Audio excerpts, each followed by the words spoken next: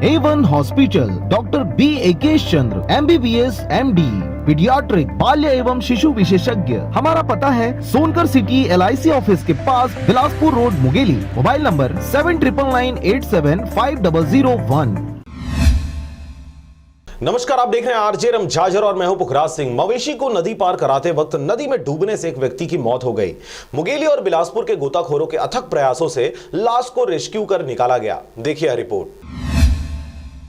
खबर है मुंगेली जिला के पथरिया ब्लॉक अंतर्गत आने वाले थाना परसिया के ग्राम पंचायत सकेत का, जहां पर बेदीराम यादव शनिवार को लगभग 11 बजे गांव के ही नदी में भैंसा धोने गया हुआ था।